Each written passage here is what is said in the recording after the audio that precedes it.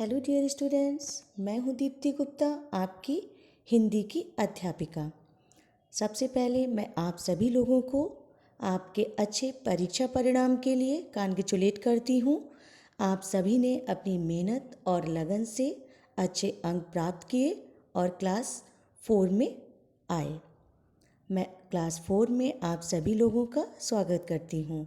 बच्चों, जैसा कि आप जानते हैं कि भारत सरकार ने पूरे देश में लॉकडाउन कर रखा है और आपकी स्कूल की क्लासेस नहीं हो पा रही हैं।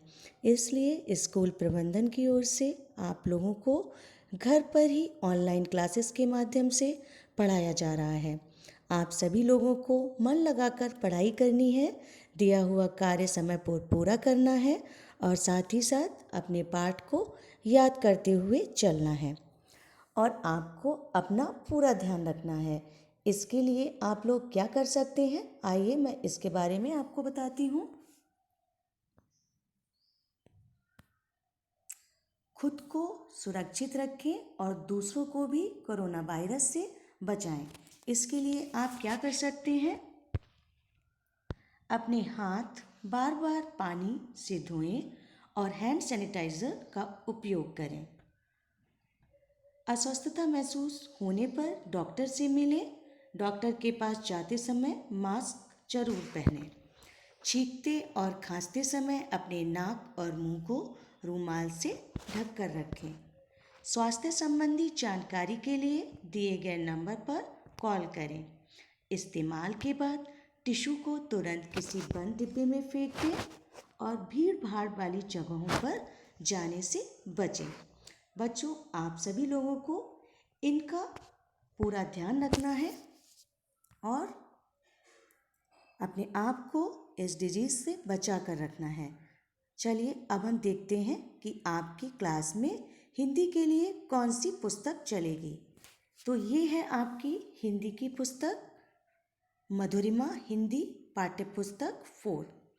तो बच्चों देखिए, इसका कवर पेज कितना सुंदर है। और एक पुस्तक आपकी और है हिंदी व्याकरण की, जो व्याकरण निपुण के नाम से है। तो आगे देखते हैं,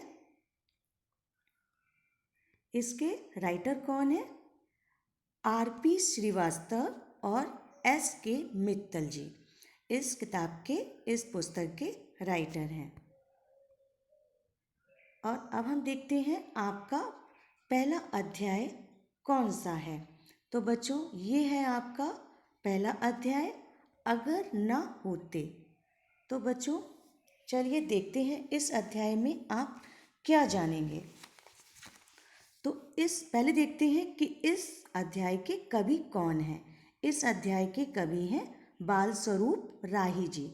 तो बच्चों कवि कौन होते हैं, जो कविताएं लिखते हैं उनको हम कवि कहते हैं। तो बच्चों इस अध्याय के माध्यम से आप क्या जानेंगे और इस अध्याय का उद्देश्य क्या है।